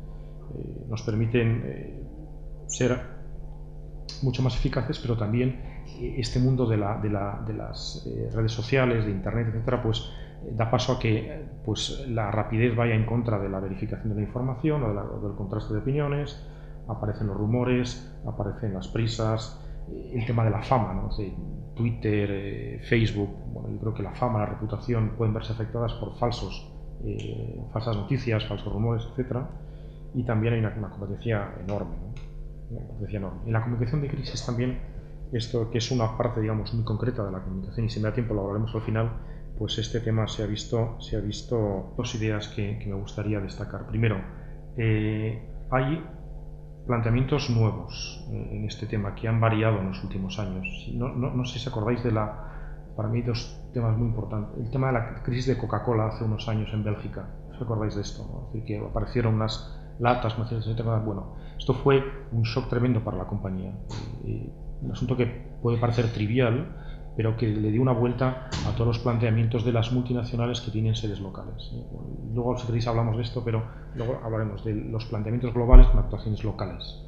Esto tiene que ver con cosas de la organización empresarial, pero tiene mucho que ver con la comunicación, hacer comunicación local en un entorno global.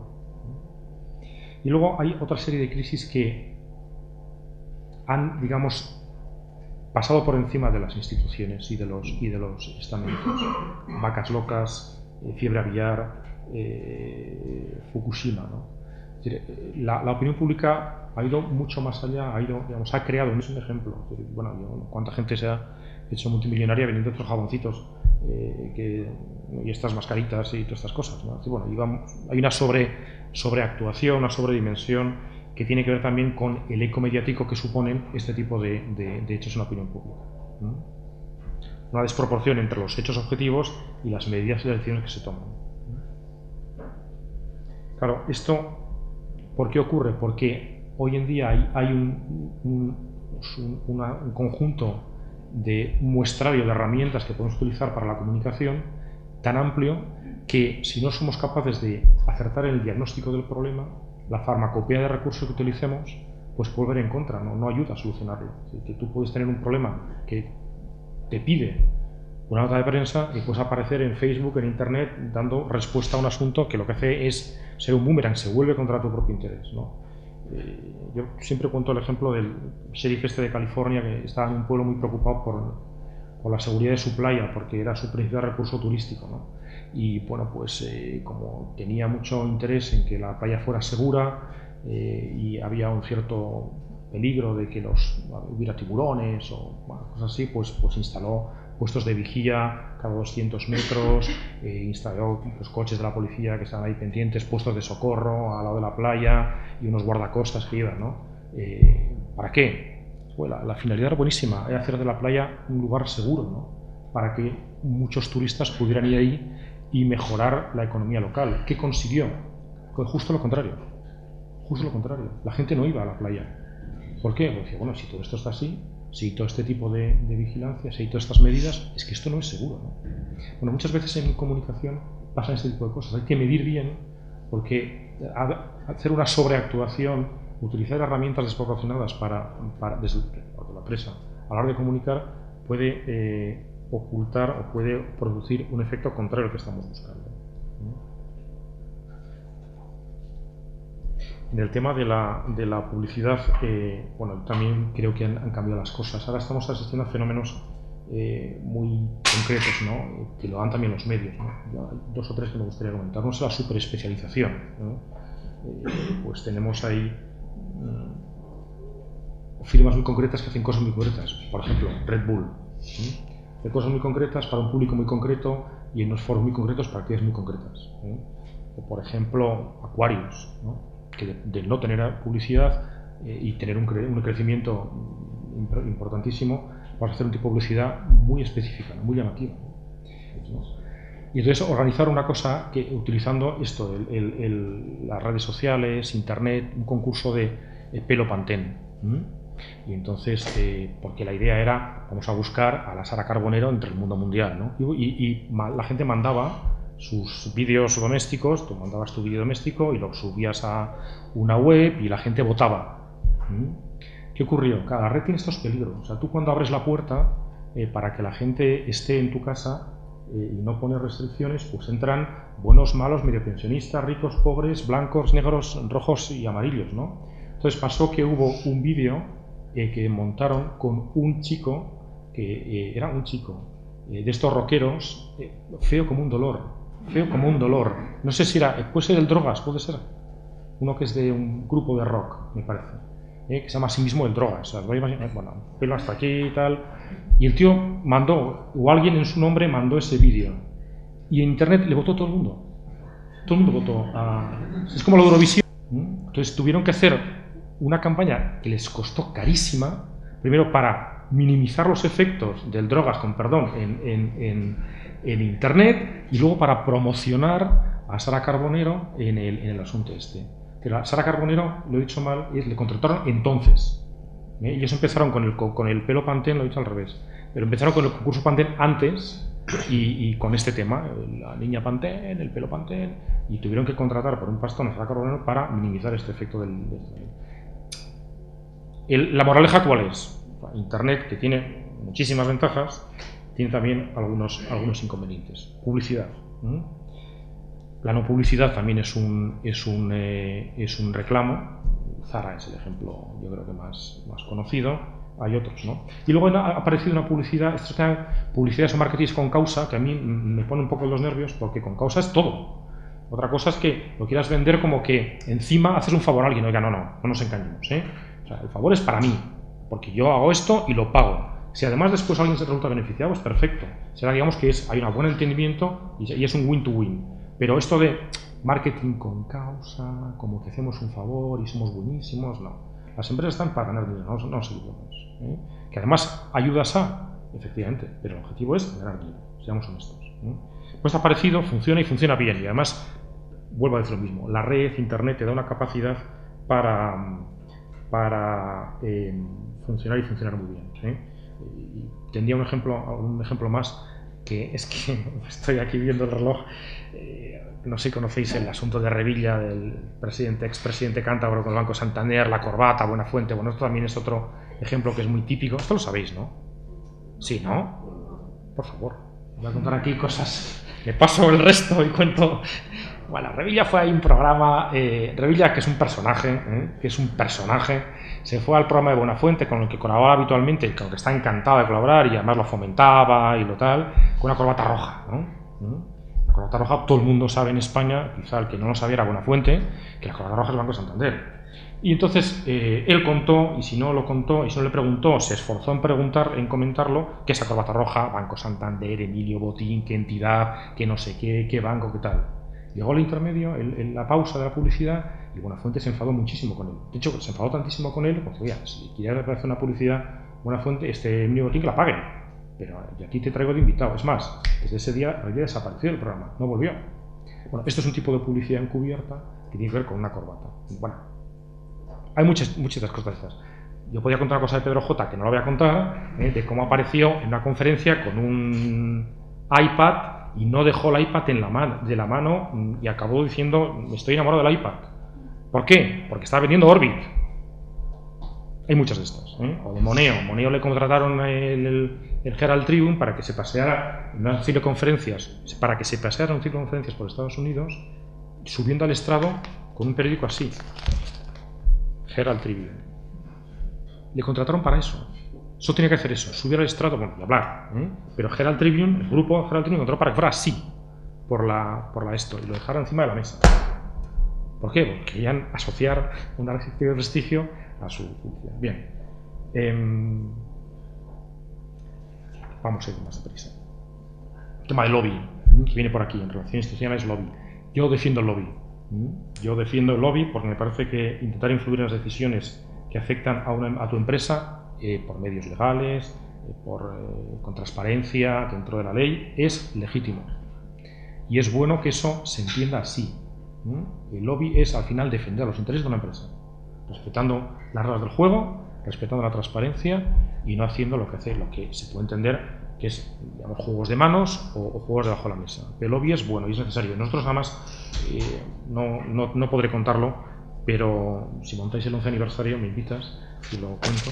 Hemos hecho bastante lobby durante los últimos 3 años o los últimos 4 años. ¿Por qué? Pues porque estamos jugando al futuro de nuestra empresa. Es decir, al final, cuando se plantea en mayo de 2009 que, a pesar de todo, el anterior gobierno quiere cerrar Santa María de Garoña, pues tienes que, ya antes nos habíamos puesto las pilas porque teníamos ya, digamos, alguna idea de que esto podía pasar, y lo que haces es lobby. Es puro y duro lobby. ¿Y por dónde empiezas? Mi consejo es hacerlo como en el ejército, por la vía ordinaria, de abajo arriba. Primero el sargento, luego el teniente, luego el capitán. Como sois jóvenes, esto no os lo sabéis, porque ya no hay mili, pero los que hemos hecho la mili, luego está el comandante, etc. Hay que ir por la vía ordinaria. Yo creo que es lo mejor, porque el lobby, si no, saltarse un puesto a la gente no le gusta nada. Ahora, si hay que ir al general, hay que ir al general.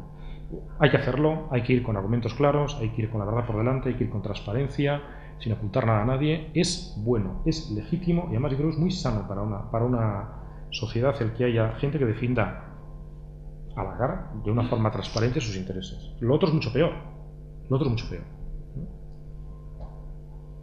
Sí que es verdad que el entramado institucional y el entramado político en España no favorecen nada esto, porque tenemos demasiado, antes lo comentaba Ramón, demasiada institución, nacional, regional, provincial, local, ¿no? Pero hay que procurar, y esto que es más complicado por un lado, también es verdad que cuanto más lo dominas, más ventaja competitiva tienes.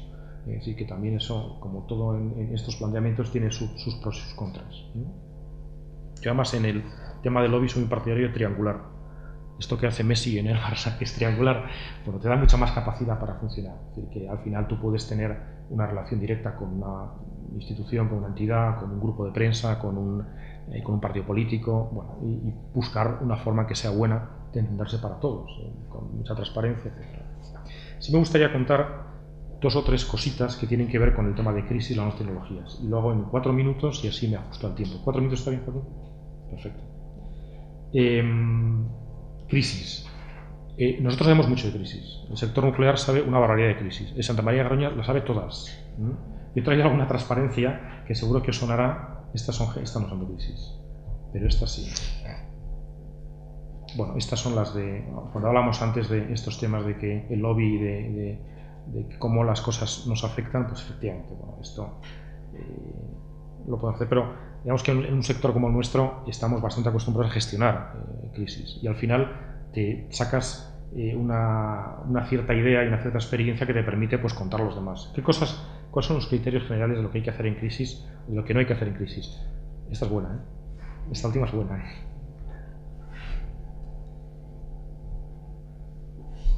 Esto es un escenario, no digo que sea habitual, pero nos hemos encontrado. Esto es una crisis. A mí estos que me dicen que tengo una crisis porque el 2% de mi producto se deja de vender, mira, o sea, esto no es una crisis, esto es un problemita, pero esto es una crisis. O sea, que vengas gente ahí que se cuelga de tu esto y no te deja entrar a trabajar, que tienes que pasar a 800 tíos por encima de un grupo de gente que se ha encadenado ahí para que no pase a trabajar y que no haya incidentes, eso es una crisis.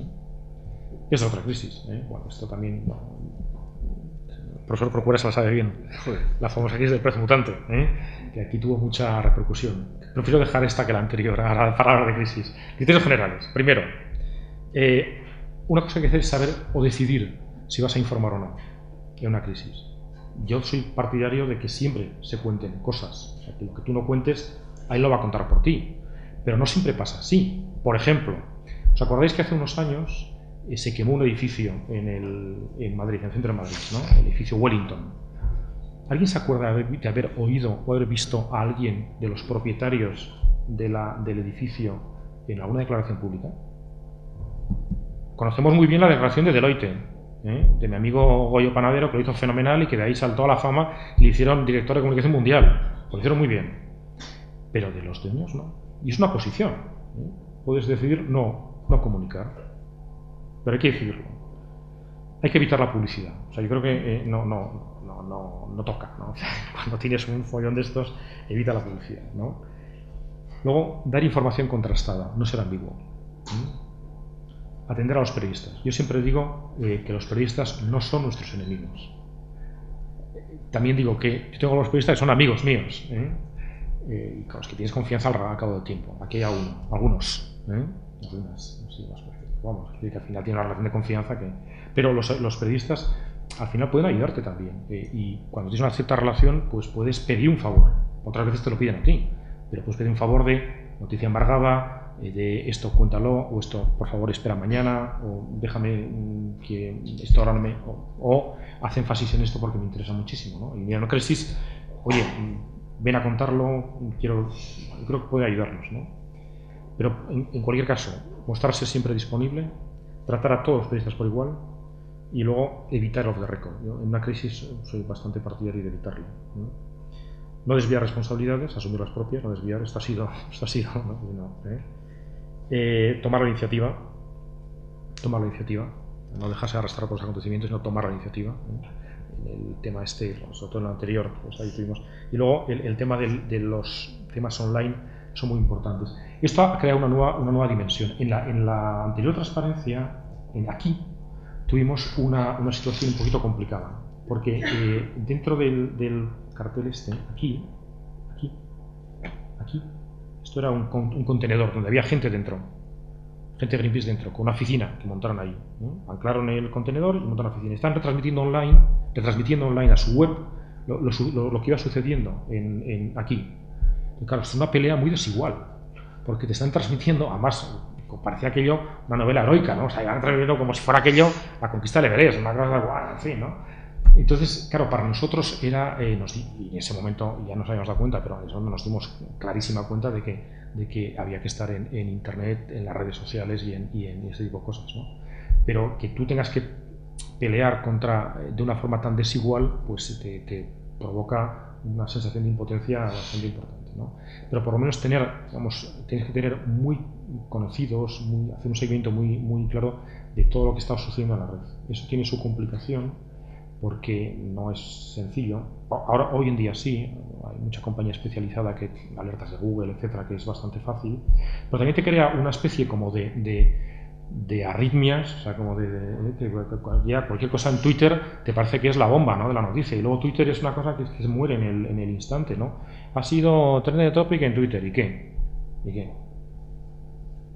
Esto crea algún tipo de opinión, pero hay que tener cuidado, hay que formalizarlo, hay que seguirlo, etcétera, ¿no? En el tema, ahora mismo con los temas estos online, algunas lecciones que hemos aprendido. Desde luego, la crisis ya la gestionamos lo inmediato, lo inmediato, no lo cercano, lo inmediato. Y la inmediatez también hace que la noticia caduque antes. Si tuviéramos tiempo, que no lo tenemos, os contaría el final de esta historia. Es decir, por qué terminó, cuándo terminó y en razón de qué terminó esto. Y tiene que ver con qué, con los ritmos informativos, afortunadamente.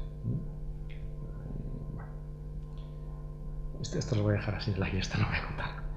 Los públicos son diferentes, son mayores, hay más públicos, cambian muy rápidamente y los públicos ya participan en las crisis. Un tema que, por ejemplo, de Fukushima, una cosa de las que no se ha hablado muy poco, y esto da para un monográfico, Fukushima, Garoña, es cómo hemos tenido, yo creo que es la primera vez que pasa esto en Fukushima, la primera vez en el mundo que yo conozca, hemos tenido una crisis retransmitida por los propios habitantes, o sea, por las propias víctimas del tsunami, del terremoto, y que la información llegaba por oleadas, millones de informaciones, porque había millones de personas que estaban mandando mensajes, interactuando en Internet, enviando fotografías, pasando, bueno, esto, la cosa más cercana es la primavera esta de Oriente Medio, es la cosa más cercana que tenemos, pero la primera ha sido Fukushima. Esto crea unas reglas del juego que son muy diferentes para los medios, porque hay que tener mucho cuidado. El otro día leí que se había resucitado Michael Jackson, o que se había muerto Madonna, y esto funciona, y alguien lo publica, y hay que tener mucho cuidado con esto, pero también para las propias empresas, porque al final es que te deja vendido.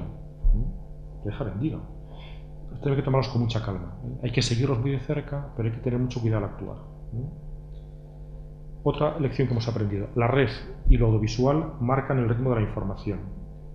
Antes podíamos esperar 20 minutos a que llegara el periodista de turno a tu central, o a tu puesto, a tu empresa, a tu oficina. Ahora no, ahora es instantáneo.